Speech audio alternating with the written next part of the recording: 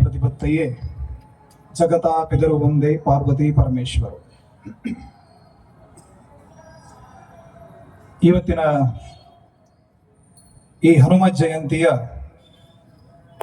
ಸಭಾ ಕಾರ್ಯಕ್ರಮದ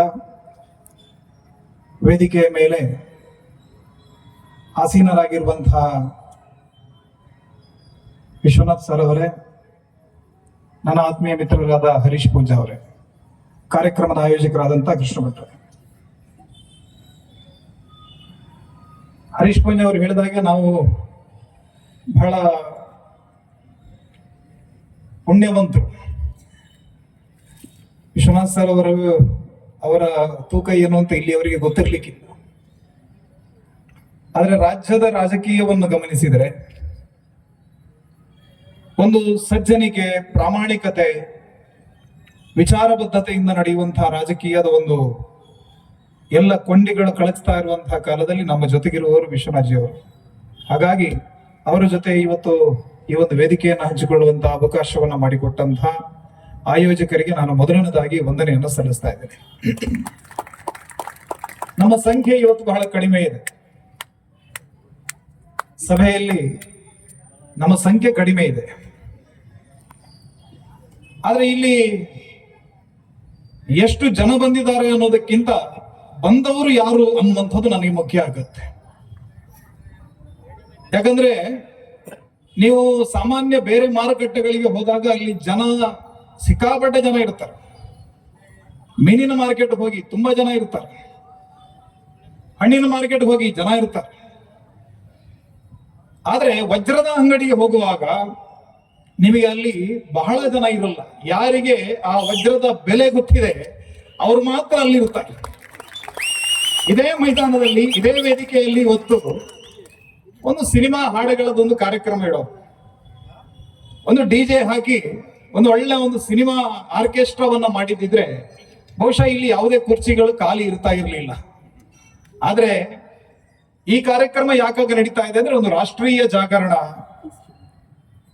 ನಮ್ಮ ಸಮಾಜದಲ್ಲಿ ಧರ್ಮ ಸಂಸ್ಕೃತಿಯ ಬಗ್ಗೆ ಒಂದು ಜಾಗೃತಿಯನ್ನು ಮೂಡಿಸಬೇಕು ಅನ್ನುವಂಥ ಉದ್ದೇಶದಿಂದ ಇವತ್ತಿನ ಈ ಕಾರ್ಯಕ್ರಮ ನಡೀತಾ ಇದೆ. ಇಡೀ ದೇಶದಲ್ಲಿ ಒಂದು ಬದಲಾವಣೆಯ ವಾತಾವರಣವನ್ನು ನಾವು ನೋಡ್ತಾ ಇದ್ದೀವಿ. ಶಕ್ತಿ ಸ್ವರೂಪಿಣಿ ಭಾರತ ಮಾತೆಯ ದುರ್ಜಯ ಪುನರವತಾರ ಮೂಡುತ್ತಿದೆ ನವ ಭಾರತದೆಲ್ಲೆಡೆ ನವ ಚೈತನ್ಯದ ಸಂಚಾರ. ಸಾವಿಲ್ಲದ ನಾಡಿನ ಸುತರರು ಎದ್ದರು ಯಜ್ಞದ ಸಿದ್ಧತೆಗೆ, ಹಿಂದುತ್ವದ ಅಮರ ಗಂಗೆ ಹರಿದಿದೆ ಸೃಷ್ಟಿಯ ಏಳಿಗೆಗೆ. ಇಡೀ ಜಗತ್ತಿನ ಏಳಿಗೆಗಾಗಿ ಒಂದು ಭಾರತದ ಒಂದು ನವ ಅವತಾರ ಮೈ ಕೊಡವಿ ನಿಲ್ತಾ ಇರುವಂತಹ ಭಾರತವನ್ನ ನಾವೆಲ್ಲ ನೋಡ್ತಾ ಇದ್ದೀವಿ. ನಮ್ಮ ಕರ್ನಾಟಕಕ್ಕೂ ಒಂದು ವಿಧಾನ ಇದೆ. ಆ ಹನುಮನುದಿಸಿದ ನಾಡು ಅಂತ ಹೇಳಿ ನಮ್ಮ ನಾಡಿಗೆ ಹೇಳ್ತಾರೆ. ಯಾಕಂದ್ರೆ ರಾಮಾಯಣದ ಅನರ್ಘ್ಯರತ್ನ ಹನುಮಂತ. ಉತ್ತರ ದಕ್ಷಿಣವನ್ನ ಒಂದು ಮಾಡುವಂತಹ ಇಡೀ ರಾಮಾಯಣದ ಕಥೆಯಲ್ಲಿ ಒಂದು ಕಡೆ ಹೇಳ್ತಾರೆ, राम को राम बनाया तूने, पर्वत हाथ उठाया तूने, लक्ष्मण को जिताया तूने, ಹನುಮಾನ ಲಲ ಮೇರೆ ಪ್ಯಾರೆ ಲಲ. ಇಡೀ ರಾಮಾಯಣ ಮಾಡಿದವನೇ ನೀನು. ಅಂತ ರಾಮಾಯಣದ ಶ್ರೀರಾಮನ ಅನರ್ಘ್ಯ ರತ್ನವಾಗಿ, ಒಬ್ಬ ಬಲಗೈ ಬಂಟನಾಗಿ, ರಾಮಾಯಣದ ರಾಮನಿಗೆ ಎಷ್ಟು ಮಂದಿರಗಳು ದೇವಸ್ಥಾನದಲ್ಲಿ ಇಲ್ಲವೋ ಅದಕ್ಕಿಂತ ಹೆಚ್ಚು ಗುಡಿಗಳು ಈ ದೇಶದಲ್ಲಿ ಯಾರಿಗಾದ್ರೂ ಇದ್ರೆ ಅದು ಹನುಮಂತನಿಗಿರುವಂತದ್ದು. ಆ ಹನುಮಂತ ಹುಟ್ಟಿದ ನಾಡು ಯಾವುದು ಕೇಳಿದ್ರೆ ಅದು ನಮ್ಮ ಕರ್ನಾಟಕ, ಅದು ನಮ್ಮ ಅಂಜನಾದ್ರಿ. ಹಾಗಾಗಿ ಆ ಕರ್ನಾಟಕದ ಮಣ್ಣಿನ ತ್ಯಾಗ, ಪೌರುಷ, ಪರಾಕ್ರಮದ ವೀರಗಾಥೆಗಳನ್ನ ಮೆಲುಕು ಹಾಕುವುದಕ್ಕಾಗಿ ಹನುಮಂತನ ಹೆಸರಿನಲ್ಲಿ ನಾವೆಲ್ಲ ಇಲ್ಲಿ ಬಂದು ಸೇರಿದ್ದೀವಿ. ಅವ್ರು ಹೇಳ್ತಾರೆ, ಜ್ಞಾನ ಭಕುತಿ ವೈರಾಗ್ಯದಲ್ಲಿ ಸರಿಗಾಣೆನು ಸುರ ನರ ಉರಗ ಲೋಕದಲ್ಲಿ. ಎಲ್ಲೂ ಕೂಡ ನಿನ್ನಂತವರು, ಜ್ಞಾನದಲ್ಲೂ ನಿನಗೆ ಸರಿಸಾಟಿ ಯಾರಿಲ್ಲ, ಭಕ್ತಿಯಲ್ಲಿ ನಿನಗೆ ಸರಿಸಾಟಿ ಯಾರಿಲ್ಲ, ಪರಾಕ್ರಮದಲ್ಲಿ ನಿನಗೆ ಸರಿಸಾಟಿ ಯಾರಿಲ್ಲ. ಆ ರೀತಿಯ ಒಂದು ಅದ್ಭುತವಾದಂತಹ ಅವತಾರ ಅದು ಹನುಮಂತನ ಅವತಾರ. ಆ ಹನುಮನ ಚರಿತ್ರೆಯಲ್ಲಿ ನಮಗೆ ಕಲಿಯುವಂತ ಪಾಠ ಏನು ಕೇಳಿದ್ರೆ, ನಿಷ್ಕಲ್ಮಶವಾದಂತ, ನಿಷ್ಕಳಂಕವಾದಂತ, ನಿಸ್ವಾರ್ಥಪೂರ್ಣವಾದಂತಹ ಸೇವೆ, ನಿಷ್ಕಾಮ, ಯಾವುದೇ ರೀತಿಯಾದಂತಹ ಕಾಮನೆಗಳೇ ಇಲ್ಲ. ಲಂಕೆಯನ್ನ ಗೆದ್ದಾದ ಮೇಲೆ ವಿಭೀಷಣನಿಗೆ ಲಂಕೆಯ ಪಟ್ಟ ಸಿಕ್ಕಿತು, ಸುಗ್ರೀವನಿಗೆ ಅವನ ರಾಜ್ಯ ಸಿಕ್ಕಿತು, ಶ್ರೀರಾಮದೇವರು ಅಯೋಧ್ಯೆಯಲ್ಲಿ ಹೋದರು. ಆದ್ರೆ ಹನುಮಂತನಿಗೆ ಏನ್ ಸಿಕ್ಕಿತು? ಹನುಮಂತ ಹೇಳ್ತಾರೆ, ನಿಮ್ಮ ನಾಮದ ಬಲ ಹೊಂದಿದ್ರೆ ಸಾಕು, ಮತ್ತೆ ಏನು ಬೇಡ ಅನ್ನುವಂತ ಹೇಳುವಂತ ಒಂದು ಭಕ್ತಿಯಿಂದ ಶ್ರೀರಾಮನ ಉಪಾಸನೆಯನ್ನು ಮಾಡಿದವನು ಹನುಮಂತ. ಅಂತ ಶ್ರೀರಾಮನ ಚರಿತ್ರೆ, ಹನುಮಂತನ ಚರಿತ್ರೆ ನೋಡಿ.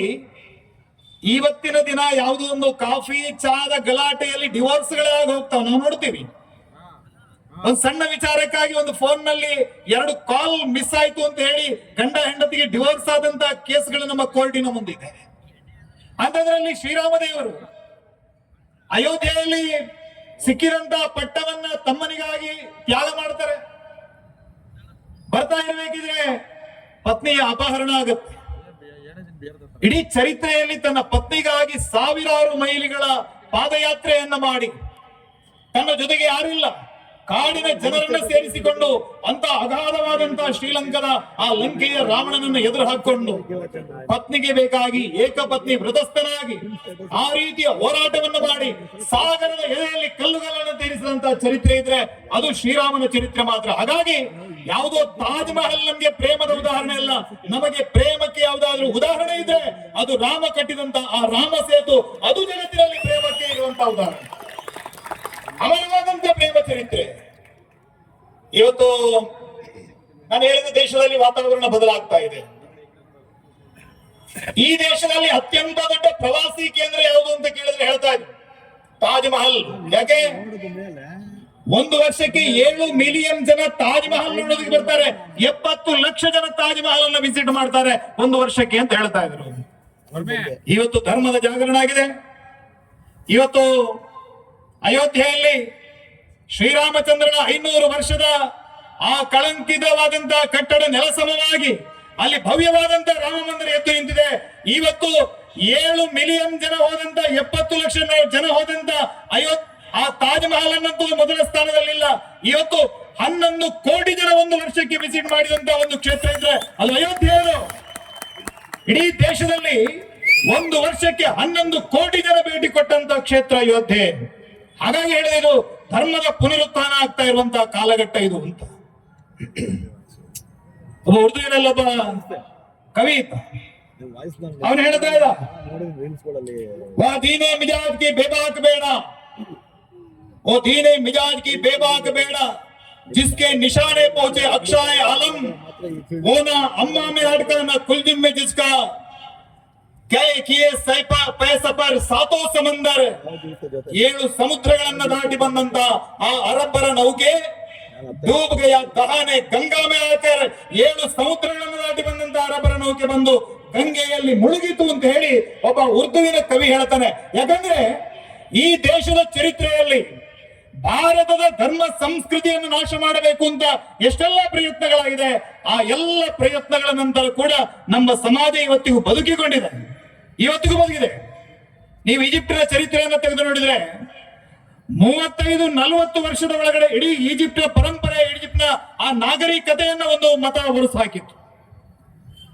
ಚೌಂಡಿಯನ್ಸ್ಗಳೇ ಎಲ್ಲಿದ್ದಾರೆ ಗೊತ್ತಿಲ್ಲ, ಐಗುಪ್ತರು ಎಲ್ಲಿದ್ದಾರೆ ಗೊತ್ತಿಲ್ಲ, ಮೆಸಪಟೋಮಿಯಾ ನಾಶ ಆಗಿ ಹೋಯ್ತು, ಬೆಸೆಂಟೈನ್ ಎಂಪೈರ್ಸ್ ನಾಶ ಆಗಿ ಹೋಯ್ತು, ಅಸೀರಿಯನ್ಸ್ ಗಳು ನಾಶ ಆಗಿ ಹೋದ್ರು, ರೋಮ್, ಗ್ರೀಕ್ ಎಲ್ಲರೂ ನಾಶ ಆಗಿ ಹೋದ್ರು. ಇವತ್ತು ಯಾವುದನ್ನ ಅಮೆರಿಕ ಅಂತ ನಾವು ಕರಿತೀವಿ, ಅಲ್ಲಿ ಮಾಯನ್ ಜನಾಂಗದವರು ಬದುಕ್ತಾ ಇದ್ರು. ಇವತ್ತು ಚರಿತ್ರೆಯಲ್ಲಿ ತೆಗೆದು ನೋಡಿದ್ರೆ ಅವರು ನಾಶ ಆಗಿ ಹೋಗಿದ್ದಾರೆ. ಆದ್ರೆ ಕಳೆದ 5,000 ವರ್ಷದಿಂದ ಈ ಭೂಮಿಯ ಮೇಲೆ ನಮ್ಮ ಧರ್ಮ ಸಂಸ್ಕೃತಿ, ನಮ್ಮ ಮಠ ಮಂದಿರಗಳು, ನಮ್ಮ ಆಚರಣೆಗಳು, ನಮ್ಮ ವೇದ ಶಾಸ್ತ್ರ ಪುರಾಣ, ನಮ್ಮ ಜನಪದ ಕಥೆಗಳು, ನಮ್ಮ ಆದರ್ಶಗಳು ಎಲ್ಲವೂ ಕೂಡ ಈ ನೆಲದಲ್ಲಿ ಬದುಕಿದೆ. ಕಾರಣ ಏನು ಕೇಳಿದ್ರೆ ನಮ್ಮ ಹಿರಿಯರು ಮಾಡಿದಂತ ತ್ಯಾಗ, ನಮ್ಮ ಹಿರಿಯರು ಮಾಡಿದಂತ ಬಲಿದಾನ, ನಮ್ಮ ಹಿರಿಯರು ಮಾಡಿದಂತ ಬಲಿದಾನ. ಇವತ್ತು ಯಾರೋ ಟಿಪ್ಪು ಸುಲ್ತಾನ್ ನನ್ನ ತಲೆ ಮೇಲೆ ಹೊತ್ತು ಮೆರೆಸುವಂತಹ ಕೆಲಸವನ್ನು ಅನೇಕ ಜನ ಮಾಡ್ತಾ ಇರ್ಲಿಕ್ಕೆ ಸಾಧ್ಯ ಇದೆ, ಮಾಡ್ತಾ ಇದ್ದಾರೆ. ಮತ ಬ್ಯಾಂಕ್, ವೋಟ್ ಬ್ಯಾಂಕಿಗಾಗಿ ಚರಿತ್ರೆಯ ಪುಟದಲ್ಲಿ ಆಗಿ ಹೋದಂತ ಒಂದು ಕರಾಳ ಅಧ್ಯಾಯ. ಅವನನ್ನ ದಕ್ಷಿಣ ಭಾರತದ ಔರಂಗಜೇಬ ಅಂತ ಕರೆದ್ರು. ಆಶ್ರಯ ಕೊಟ್ಟಂತಹ ರಾಣಿಯನ್ನ, ಮೈಸೂರಿನ ರಾಜಮನೆತನವನ್ನ ಜೈಲಿನಲ್ಲಿ ಇಟ್ಟು ಸರ್ವಾಧಿಕಾರಿಗಳಾಗಿ ಆಡಳಿತ ಮಾಡಿದಂತಹ ತಂದೆ ಮತ್ತು ಮಗನನ್ನ ತಲೆ ಮೇಲೆ ಹೊತ್ತು ಮರೆಸಿದ್ರು. ನಮಗೆ ಲಕ್ಷ್ಮೀ ಅಮ್ಮಣ್ಣಿ ನೆನಪಾಗ್ಲಿಲ್ಲ, ಕೃಷ್ಣರಾಜ ಒಡೆಯರ್ ನೆನಪಾಗ್ಲಿಲ್ಲ, ಜಯಚಾಮರಾಜೇಂದ್ರ ಒಡೆಯರ್ ನೆನಪಾಗ್ಲಿಲ್ಲ, ಆನಂತರ ನರಸಿಂಹರಾಜ ಒಡೆಯರ್, ರಣಧೀರ ಕಂಠೀರವ ನಮಗೆ ನೆನಪಾಗಲಿಲ್ಲ. ಟಿಪ್ಪು ಸುಲ್ತಾನನಿಗೆ ಆಗಿದೆ ಅಂತ. ಆದ್ರೆ ಇದೇ ಕೊಡಗಿನಲ್ಲಿ ಹೋಗಿ ಕೇಳಿದ್ರೆ ಅವ್ರು ಹೇಳಿದ್ದಾರೆ, ಸವಿದು ಮೆತ್ತರು ಯಾರು ಪೂರ್ವದಿ ಹುಲಿಯ ಹಾಲಿನ ಮೇವನು, ಸವರಿ ಆನೆಯ ಸೊಂಡಿಲನು ರಣಕೊಂಬನಾರ್ ಭೋರ್ಗರೆದರು. ಅವರು ಕೊಡಗಿನ ಹಿರಿಯರು, ಅವರು ಸೋಲ್ ಸಾವರಿಯರು, 33 ಸಲ ಆ ಕೊಡಗಿನ ವೀರರು ಈ ಟಿಪ್ಪು ಸುಲ್ತಾನ್ನ ಸೈನ್ಯವನ್ನ ಸೋಲಿಸಿ ಅವನನ್ನ ಬೆನ್ನಟ್ಟಿ ಹೋದಂತ ಉದಾಹರಣೆ ಇದೆ. ಚರಿತ್ರೆಯಲ್ಲಿ ಅದು ದಾಖಲೆ ಮಾಡಲಿಲ್ಲ. ಹಿಂದೂ ಚರಿತ್ರೆ ಅದು ಅಜೇಯವಾದಂತ ಚರಿತ್ರೆ. ಇವತ್ತಿಗೂ ನಮ್ಮ ಮಠ ಮಂದಿರಗಳು ಬದುಕಿಕೊಂಡಿದ್ರೆ, ನಮ್ಮ ಧರ್ಮ ಸಂಸ್ಕೃತಿಗಳು ಬದುಕಿಕೊಂಡಿದ್ರೆ ಅದಕ್ಕೆ ಕಾರಣ ನಮ್ಮ ಹಿರಿಯರು ಮಾಡಿದಂತಹ ತ್ಯಾಗ, ನಮ್ಮ ಹಿರಿಯರು ಮಾಡಿದಂತಹ ಬಲಿದಾನ. ಅದಕ್ಕಾಗಿ ನಾವು ಇವತ್ತು ಹನುಮಂತನ ಚರಿತ್ರೆಯ ಜೊತೆಗೆ ಒಂದು ಹಿಂದೂ ಶಕ್ತಿ ಜಾಗರಣಕ್ಕಾಗಿ ಪ್ರಯತ್ನವನ್ನು ಮಾಡ್ತಾ ಇದ್ದೀವಿ. ಅಯೋಧ್ಯೆ ರಾಮ ಜನ್ಮಭೂಮಿಯ ಹೋರಾಟ ನಡೀತಾ ಇತ್ತು, ಅನೇಕ ವರ್ಷಗಳ ಕಾಲ ಹೋರಾಟ ನಡೆಯಿತು. ವಯೋವೃದ್ಧರು ವಿಶ್ವ ಹಿಂದೂ ಪರಿಷತ್ನ ಹಿರಿಯರು ಸೇರ್ಕೊಂಡು ಹೋರಾಟ ಮಾಡ್ತಾ ಇದ್ರು. ಯಾರೋ ಒಬ್ಬ ದೆಹಲಿಯ ಜಾಮಿಯಾ ಮಸೀದ್ನಲ್ಲಿ ಕೂತಂತ ಇಮಾಮ್ ಸವಾಲನ್ನು ಹಾಕ್ತಾನೆ, ಅಯೋಧ್ಯೆಯ ರಾಮ ಮಂದಿರದ ಯಾವುದು ಆ ಬಾಬರಿ ಮಸೀದಿ ಅದರ ಒಳಗಡೆ ಬಂದು ನಾವು ನಮಾಜ್ ಮಾಡ್ತೀವಿ ಅನ್ನುವಂತ ಎಚ್ಚರಿಕೆಯನ್ನು ಕೊಟ್ಟ. ಆ ಸಮಯದಲ್ಲಿ ಹಿರಿಯರು ನಿರ್ಣಯವನ್ನು ಮಾಡ್ತಾರೆ, ಇದು ವಯೋವೃದ್ಧರಿಂದ ಜ್ಞಾನವೃದ್ಧರಿಂದ ಆಗುವಂತಹ ಕೆಲಸ ಅಲ್ಲ, ಇದಕ್ಕೆ ಯುವ ಶಕ್ತಿಯ ಬಲ ಬೇಕು ಅಂತ ಹೇಳಿದ್ರು. ಅದಕ್ಕಾಗಿ ಹನುಮಂತನ ಹೆಸರಿನಲ್ಲಿ ಬಜರಂಗ ದಳದ ಆರಂಭ ಆಯಿತು, ಶಕ್ತಿ ಜಾಗರಣಕ್ಕಾಗಿ ಪ್ರಯತ್ನಗಳಾಯಿತು. ಹನುಮಂತ ಶಕ್ತಿ ಜಾಗರಣ ಯಜ್ಞವನ್ನ ಆರಂಭ ಮಾಡಿದ್ರು. ಯಾವಾಗ ಈ ಯಜ್ಞ ಆಯಿತು ಆವತ್ತಿನಿಂದ ಆ ರಾಮ ಜನ್ಮಭೂಮಿಯ ಕೆಲಸಕ್ಕೆ ಒಂದು ಹೊಸ ವೇಗ ಸಿಕ್ಕಿತು. ಅನೇಕ ಜನ ಬಲಿದಾನ. ಇನ್ನು 3 ದಿನ ಬಿಟ್ರೆ ಡಿಸೆಂಬರ್ 6 ತಾರೀಕು. ಜಗತ್ತಿನ ಇತಿಹಾಸದಲ್ಲಿ ಆ ರೀತಿಯ ಕೆಲಸಗಳು ಇನ್ನೊಂದಾಗಲಿಕ್ಕಿಲ್ಲ. 15 ಜನ ಬಂದ್ರೆ ನಮಗೆ ಕಂಟ್ರೋಲ್ ಮಾಡೋಕೆ ಸಾಧ್ಯ ಇಲ್ಲ. ಆದ್ರೆ 4.5 ಲಕ್ಷ ಜನ ಒಂದು ಗುರಿಗಾಗಿ ಅಲ್ಲಿ ಹೋಗ್ತಾರೆ, ಕರಸೇವೆಯನ್ನು ಮಾಡ್ತಾರೆ. ಕಳಂಕಿತ ಕಟ್ಟಡ ಮಣ್ಣು ಪಾಲಾಗುತ್ತೆ. ಅದೇ ರೀತಿಯಾಗಿ ಒಂದೇ ಒಂದು ಯಾರಿಗೂ ಕೂಡ ಒಂದು ತರಚು ಗಾಯವನ್ನು ಮಾಡದೆ ತಮ್ಮ ತಮ್ಮ ಊರಿಗೆ ಮರಳುತ್ತಾರೆ.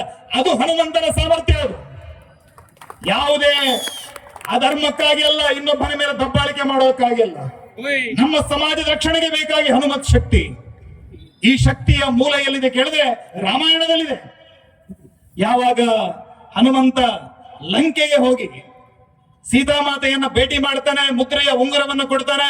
ಆನಂತರ ಅನಿಸುತ್ತೆ ಬಂದದಕ್ಕೆ ಏನಾದ್ರೂ ಒಂದು ಕುರುಹನ್ನು ಬಿಟ್ಟು ಹೋಗಬೇಕು ಅಂತ ಯೋಚನೆ ಮಾಡ್ದ.